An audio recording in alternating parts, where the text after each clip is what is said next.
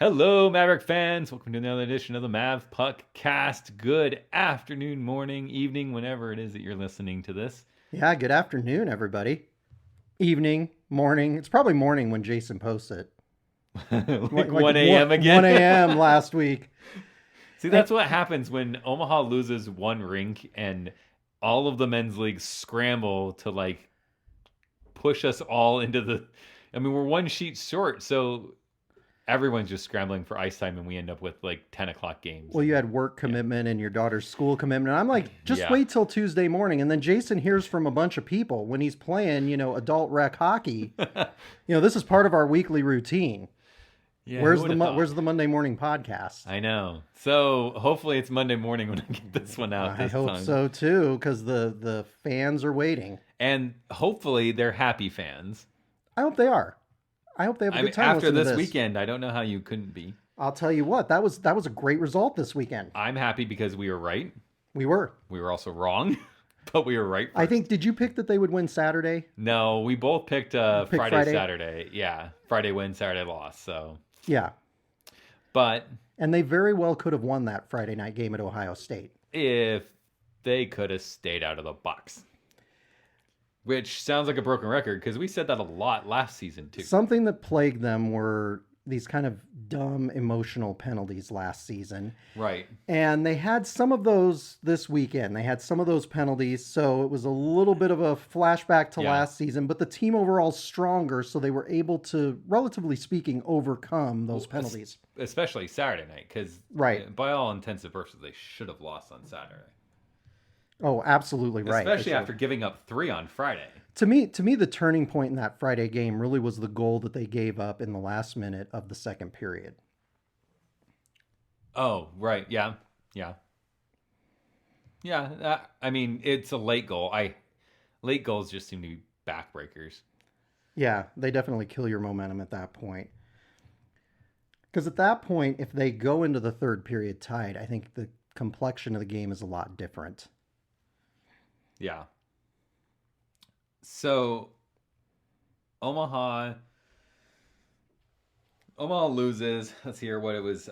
Preston's power play goal at halfway through the third period. That ends up being the game winner.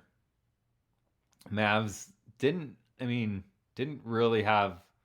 I didn't feel they had a really good shot at tying it up late in the game.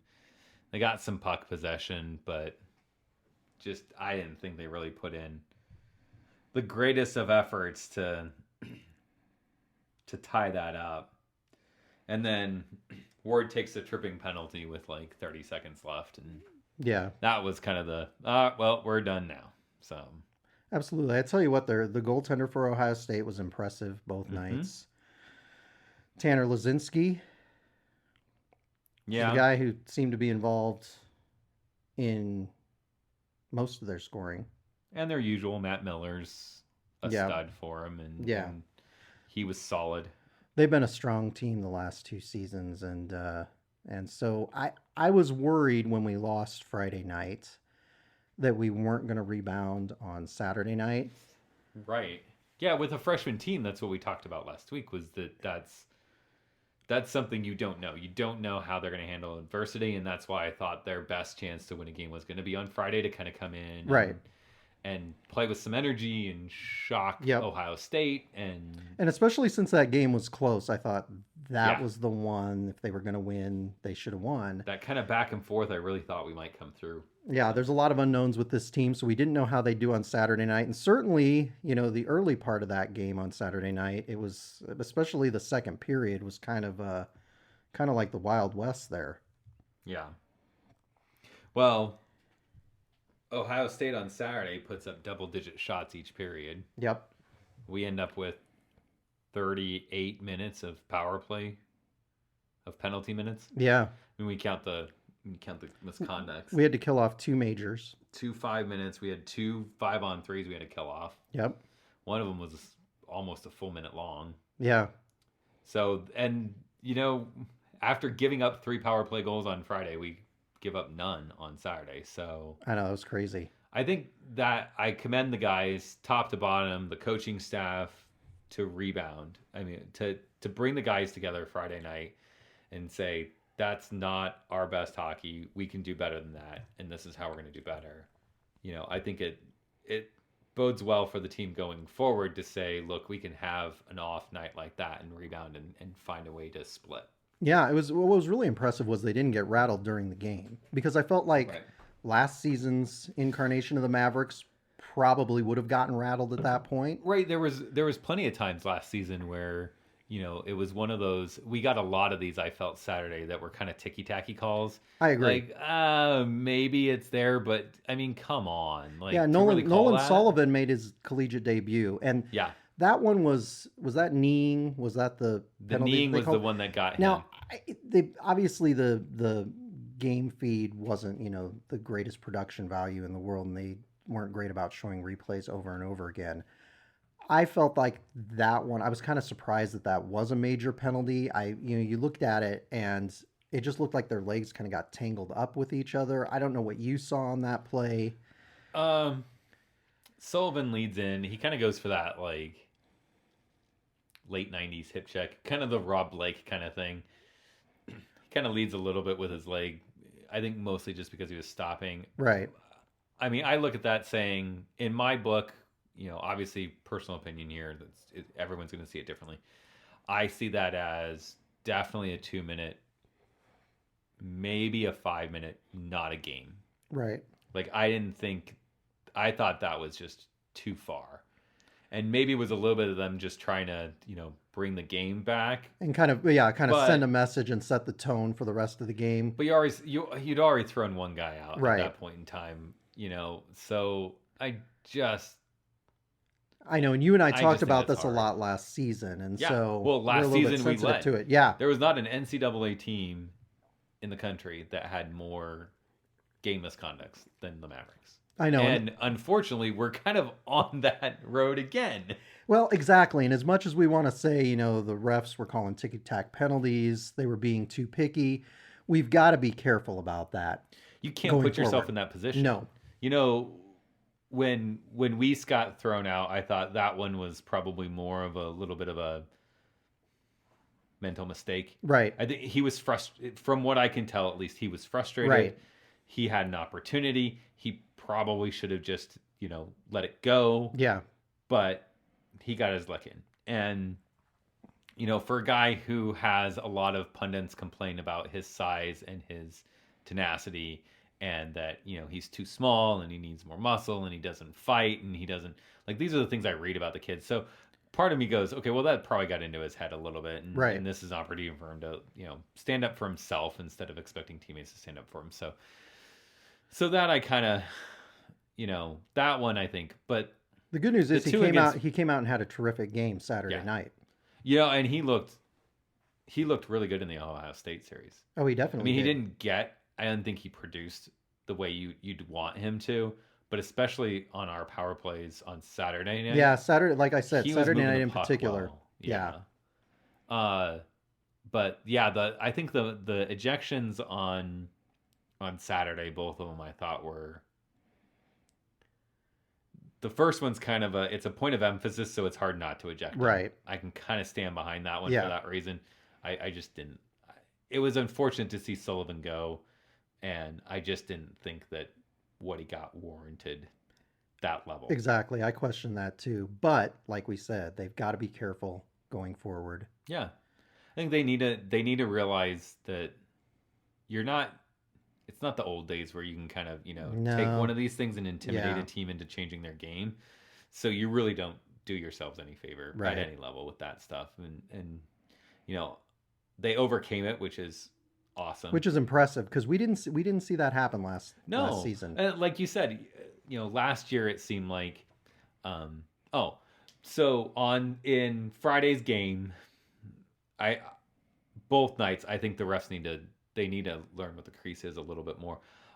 But there was 2 Ohio State players that, in my opinion, were way too close to Seville for One of them certainly. I mean, he came across. Yeah, it definitely and seemed made like contact with the goaltender. Yeah, it seemed like they were It should have trying to been a run our call. goaltender. Yeah. Yeah. And so then the scrum fights in the scrum starts in front of him. Seville ends up getting cut, and I'm watching the feed going, the Ohio State player threw 3 punches, granted with his gloves on, but I really don't care in college hockey. If you throw a punch with your gloves on, you should get something.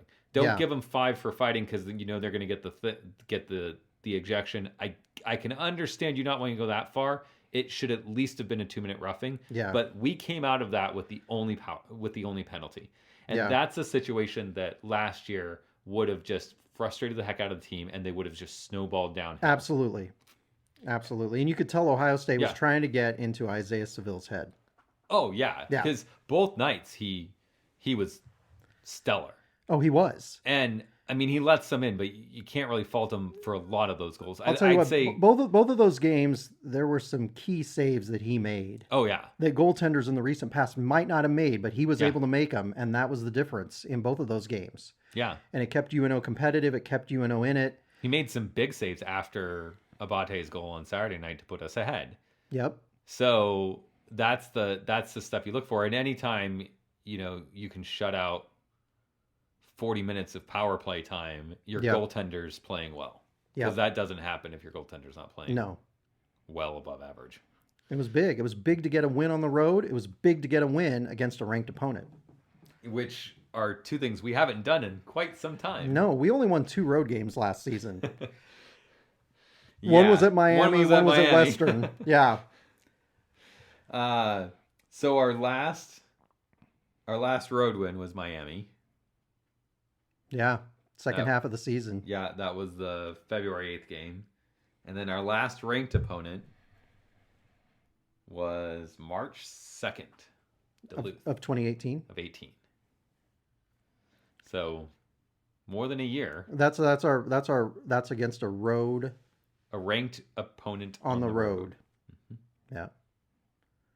So it's rough, and especially it's not like you're Minnesota State that's playing in a conference where they may be the only team that gets ranked.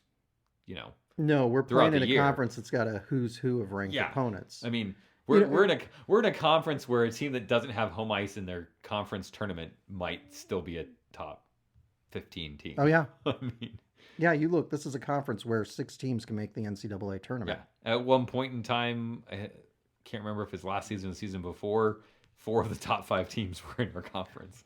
I know, right? It was like, oh lordy. Yeah. So that was good. It was a great road series. It's great for them to have success early on before the conference season starts. This is the kind of stuff that they need to build momentum, build confidence, get some wins under their belts, get that record to a point where they're looking at it saying we can compete for something and do something special when the second half of the season rolls around. So that was a big win against a good Ohio State team on Saturday. You know what? If things had gone a little bit different on Friday, we could be talking about a sweep right now. Yeah, which would have been huge. And I expect that Monday they'll get a few more votes to be in the top 20.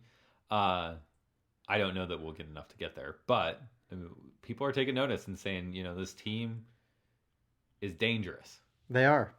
John's prediction of 5th in the conference may not be so far off. You know what? It's not crazy at all. That's right. And it is. I was thinking about this the other day. You and I did 22 episodes of this podcast, and each episode's about an hour long. And the team won 9 games last season. I'm amazed that we stayed as, positive and optimistic as we did last season, because it was a rough season. It was a slog to talk about. That was tough for the team, and you could tell it was taking its toll on the team by the time March rolled around. The old proverb is it's darkest before the dawn. So light. And I got to tell you, winning is a lot more fun than losing, and you can tell these players, especially the veterans, the upperclassmen. You can tell that they want to win. You look at a guy. I mean, Zach Jordan had a great weekend again. I mean, yeah. So let's talk player of the game. Player of the game. Why don't you start? Player of the weekend. I got to go with Isaiah Seville. I know that that's such an obvious pick. But you got to go with him. He played great both nights, and I think he was what, especially Saturday night, he's what kept us in that game.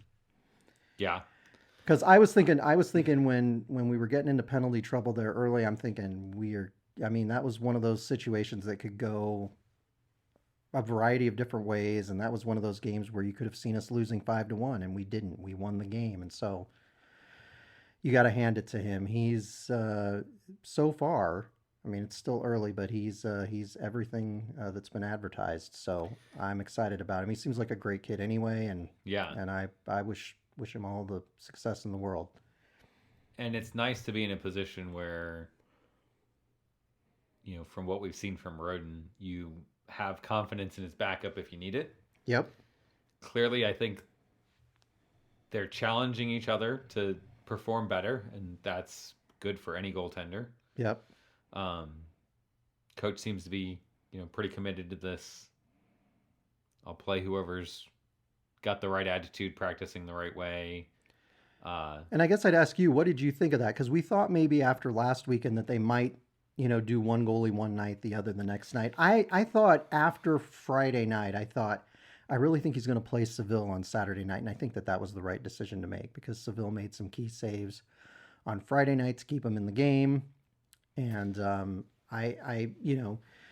you could have done Roden on Saturday night, but I liked starting Seville on Saturday night. I think there's a certain level of gamemanship that comes with coaching. Right. And when you're dealing with three freshman goaltenders, you already know that the opposing team doesn't have a whole lot of film to study. Right. They don't have a whole lot of tendencies.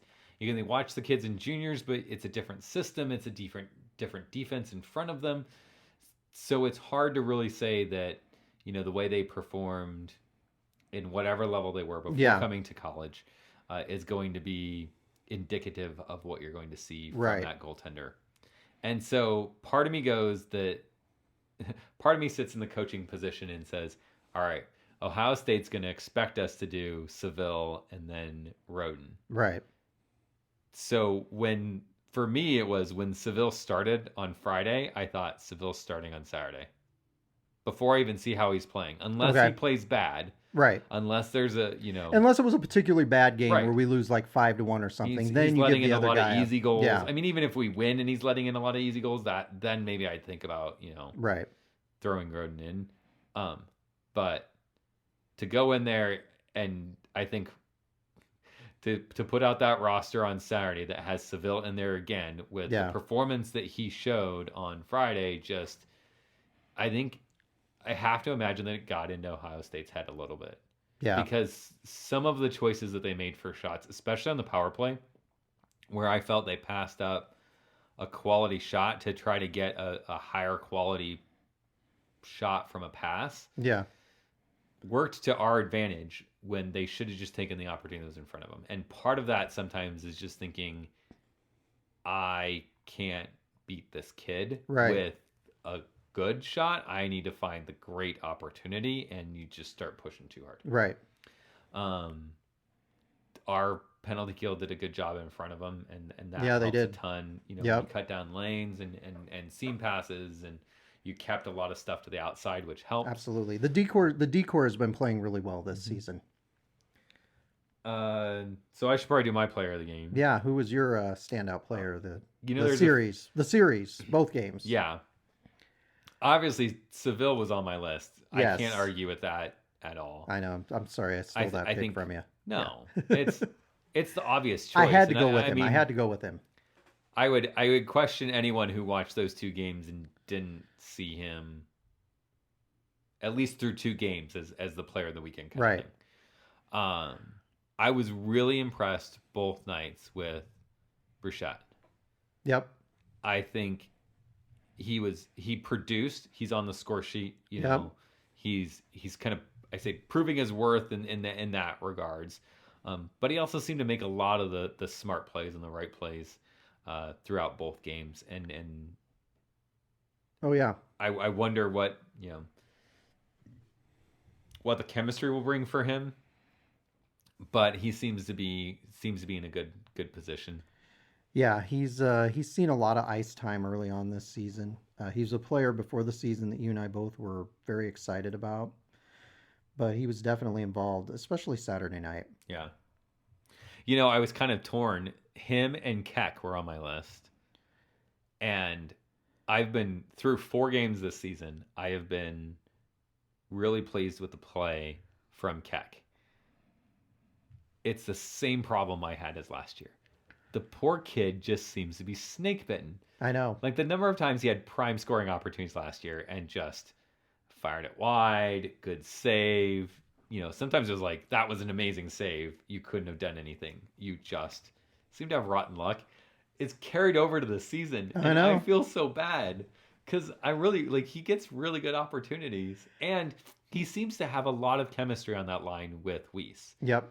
And so I just really kind of want to see him break through. It'll happen. And I have a hard It'll time happen. picking him over Bruchette just because Bruchette seemed to actually see results. Keck seemed to have, a good series against Huntsville, and I just didn't.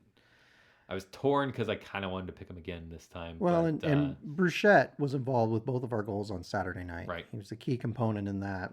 And Friday night, he was in position. He was making Yep. good plays, and he had a couple good opportunities.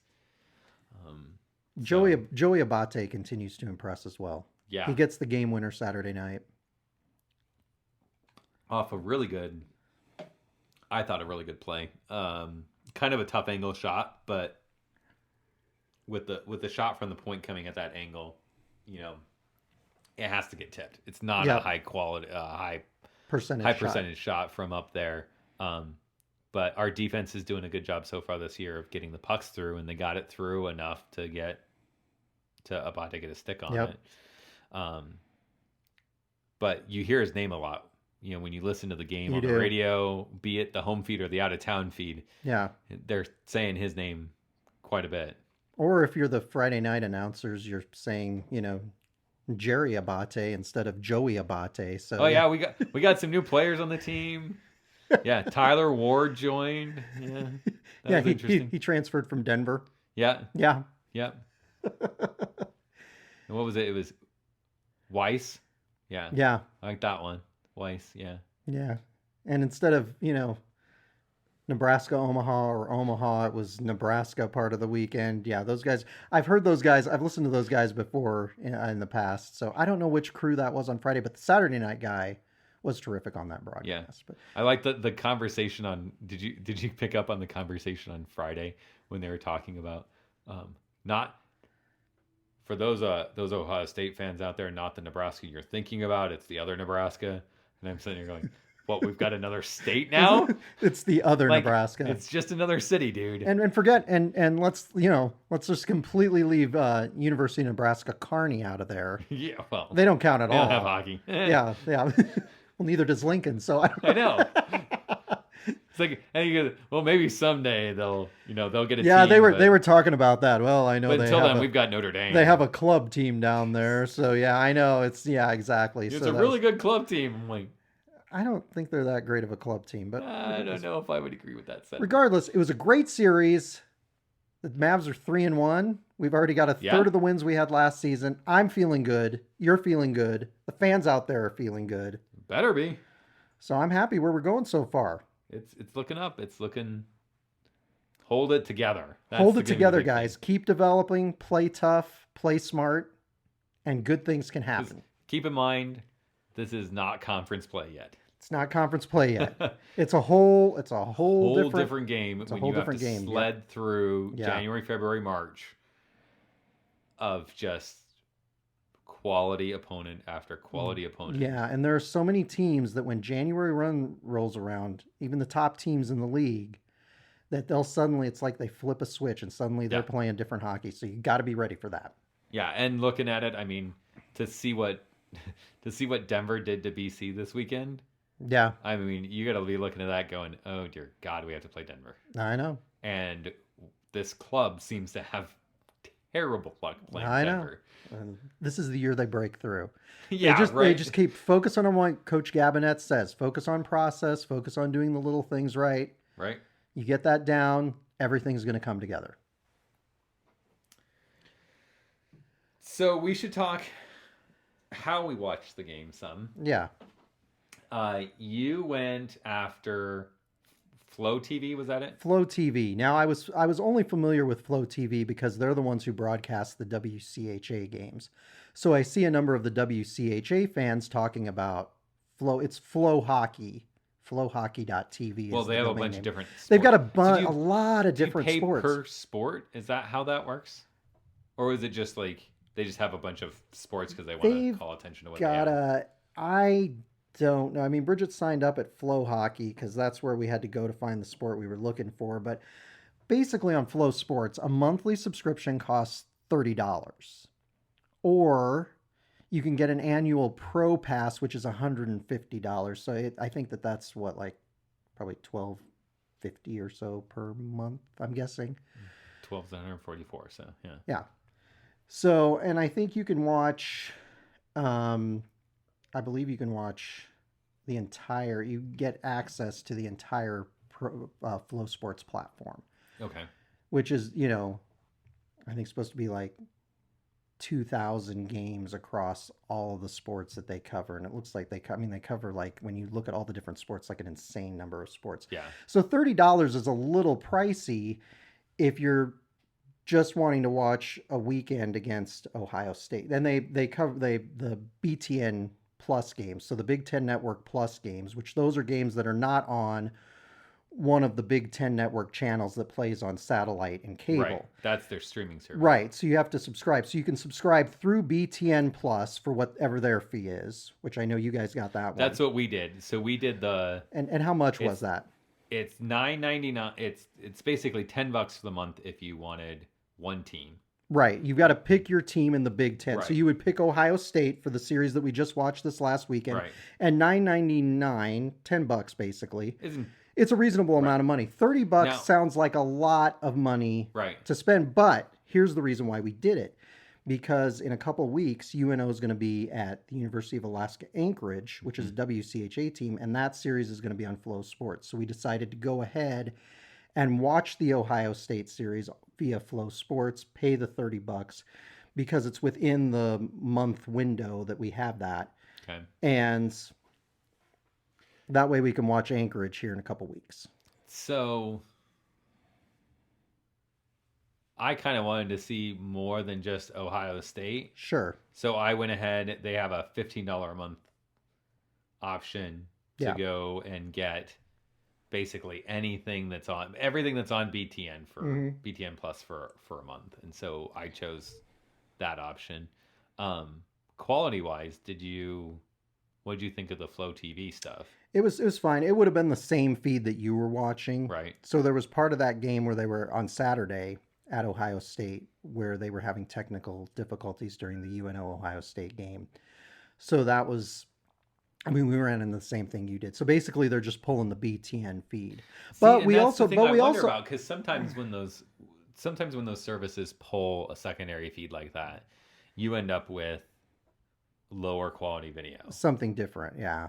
But you're saying the quality was about what you would expect. The quality was fine. I mean, I don't have like huge expectations with these streaming services. The quality was decent. Yeah. It was pretty much when I've watched, because I think the last time a few years ago when UNO played at Ohio State, I believe I bought the BTN Plus feed through the BTN app at that point in time, and it seemed similar to me. So I don't think it's drastically different. And then we also got access to like the Wisconsin and Minnesota Duluth series that was also played this weekend. So we were able to get that too. And that's why I went with the everything on BTN. And my apologies. Plus I should have texted you about that. Bridget put that in her game preview. So if you guys don't read the game previews in the news section at Mavpuck.com, do it because she'll outline all those TV options. So she had done the research. So I don't know that I would have gone Flow TV even knowing about it. I don't know. So possibly, but are you going to pay the $30 when the Anchorage? No, there's Reddit for that. Oh my God! Shh. We don't endorse. Yeah, we don't endorse. Sketchy streaming services here. Yeah, well, we won't talk about what Jason does to watch hockey. Gosh, we're just not. Yeah, Don't listen to him at all, folks. This is where John, I'm a bad influence. he's a terrible influence, but I'm completely immune to it because I go, totally legit. So yeah. So anyway, those of you that got Flow Sports, you'll be. I don't want to hear it. I don't want to hear about it. Don't want to hear about it at all. You should have gotten Flow Sports subscription, and if I had been smart, I would have texted you guys and told you that. But instead, I was questioning your choices on Twitter, and I didn't mean to shame you or anything. I was like, oh man, if I had known, then there would be other games here the next couple weeks that we can watch too. So yeah, we'll catch the main. That's the one I really want to watch. Well, you and I will be able to watch that. So the Hockey East games we learned are on CBS. CBS All Access, which this is kind of their first original sports foray. A lot of times, they'll stream your local CBS affiliate on CBS Sports, but this year they're going to have, looks like, all the Hockey East games. Yeah. So, which I think that brings into the conversation about what's the future of streaming, because backstory, try to make it as short as possible because I don't really need to get everyone into all this drama, but in Colorado, they're having a dispute between DirecTV and Comcast, runs Xfinity, and Dish Network, and those three providers are not carrying the local sports channel that carries the Colorado Avalanche, Dugganburg Nuggets, the Mammoth, the Rapids, a handful of sports in the area there, plus all their independent programming and stuff. And this disputes over, where they get placed in a package and how much they're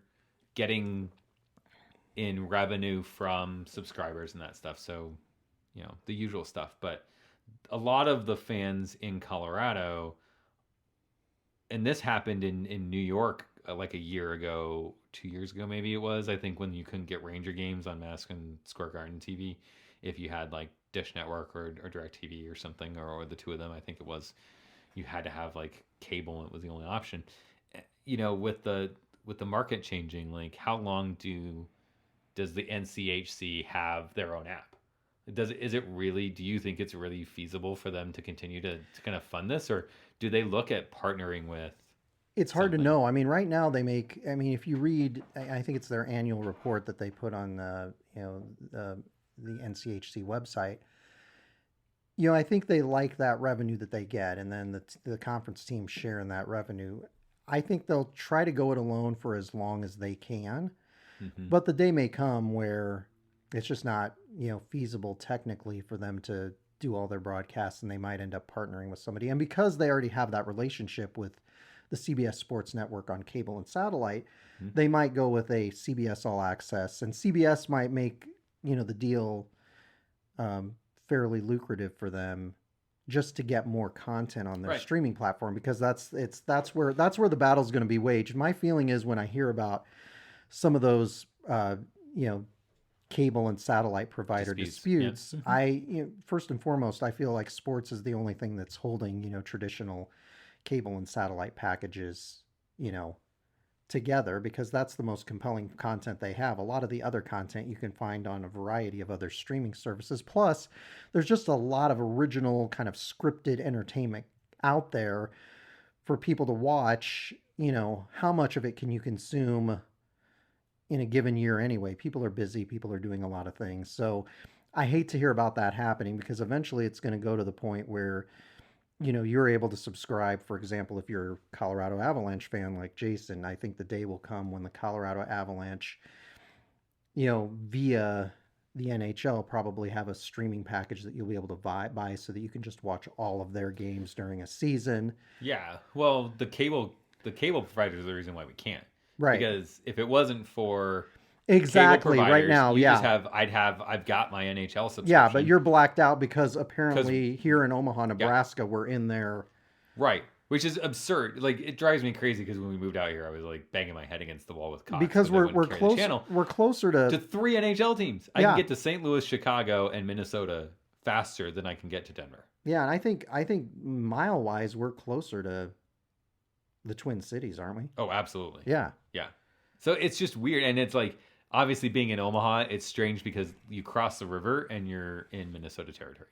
Yeah, And so it's crazy. literally like I had moments in my life before I learned some tech stuff, um, where I would take a long drive to Council Bluffs and sit in the parking lot and watch a game because I really wanted to see that game, and that was the only way to do it, is to make sure Right. that I was connected on and my geolocation was pinged as. It's just crazy. Only The things I you. go through to watch hockey. But I think it's interesting because you look at what's happening in the world of marketing, of Right. media, and the marketing direct to consumer kind of concept. Yeah. And you've got Disney coming out with Disney Plus. Yep. Disney owns a controlling stake in Hulu. Yep. Most of ABC's content. They also own the 20th Century Fox Entertainment and Yep. sports assets. ESPN. Yeah. And so I look at like CBS, and you mentioned, they may make a lucrative offer just to get content. That seems to me to be like, all right, we need a quality feed, because one of the things as a consumer that drives me crazy is when I pay like the Big Ten stuff, I paid $15 to watch this content, and Friday night the picture, like the picture quality was okay, but good Lord, learn how to adjust your white balance. Oh yeah, the white balance was off both games. My yeah. God, that was terrible. Yeah.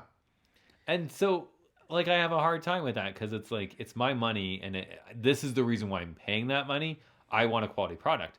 And I wonder if partnering with something like CBS couldn't take them to the level where you get a high quality product and you don't have to deal with where do I watch the games, regardless of who it's on. Like if it was just every Nebraska Omaha game, regardless of where they on were CBS playing. All Access, for example. Yeah.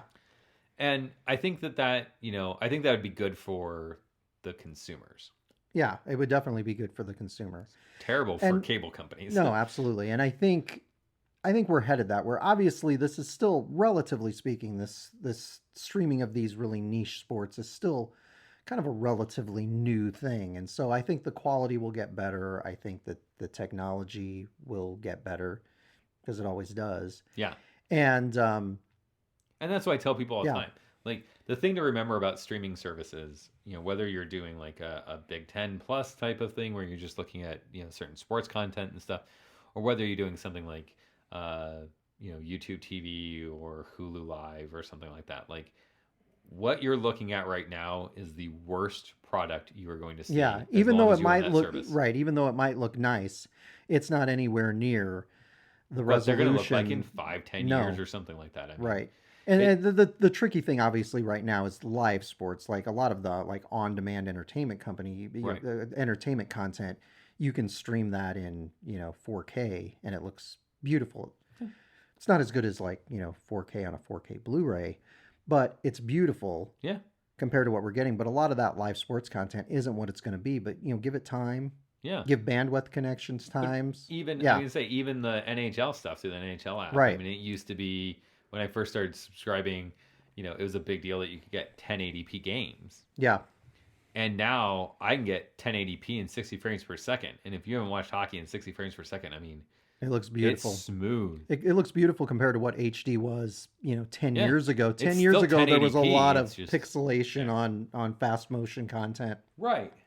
Yeah, anytime the puck moves, it turns into like this hazy little blob. blocky digital artifact deal. Yeah. So I think in the early days it had it had a little black trail behind it, and it took me back to the days of the glowing pucks. Exactly. Crud from NBC. Well, and speaking of streaming, to give you an update from last time, UNO has through their partner Learfield, who handles their broadcast. Yeah, we talked about that last episode. Right. They gotten away. They had a blackout radius of 75 miles around Omaha. Oh, that's for the tune-in for the radio. Yes, that was for the tune-in radio thing. And apparently they're lifting that. They're working that. UNO was unaware. Right. But they're getting that straightened out. So that's one thing. And then Bridget and I have been in contact with the NCHC about NCHC TV, and they are working on the issues. There will be more app updates coming in the next few weeks. Jason and I talked about that. So, we'll let you know on this podcast and on the Mavpuck Twitter if we hear and our any comments. our comment last week was just that. Like they're clearly making a transition. Just give them some time. New streaming partner. Yeah, they'll get it figured out. They'll get it worked out, and I think. Yeah, I mean, hopefully they get it worked out sooner rather than later because NCHC games are coming and we need to. We're excited. We enjoy watching those. Yeah. Yeah. So I watched Denver this weekend and it was fun. So next week we have no one. Nope. We got the week off. Now, while UNO is taking the week off, we have our special episode coming. Yes, we do, which we talked about last week. In very vague terms. So I don't remember seeing anyone taking a guess at what we're doing next week. No, that's okay. They're just, I guess, they just want to be. They just want to be surprised. Yeah. Well, okay. We'll see. We'll see what they get surprised by. That's right. The weekend after, then we make our trek up north. Our trek to Anchorage. So, what do you think about going up to Seville's hometown? Yeah, that's right. Hometown, home state. Is he from Anchorage? I don't remember. I don't know. Is he? I know he's from Alaska. Let's look that up. Look it up, John. I think he's from Anchorage. I thought so too, but then I had second guess myself, and that usually gets me. That usually gets you in trouble. I think and guess myself. Yeah, pull up the roster here, Jay. Yeah, here we go. What'd you find? I'm working on it. Anchorage, Alaska. That's right. Born in 2000. Millennial kid. It's crazy, isn't it? Yeah. My UNO hockey attendance streak was already well underway by the time 2000 rolled around. I can pleasantly say that we have yet to have a player born after when I came to Omaha. So I still got a few more years. Okay, so you still got a few more years for that. Yeah, they're going up to Anchorage. This is one they need to sweep. You know, traveling to Alaska is always a challenge for teams. It is long travel.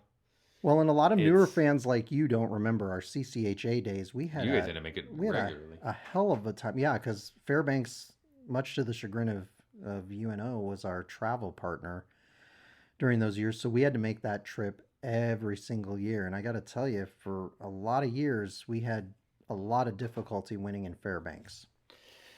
It's a hard trek. Denver used to play them.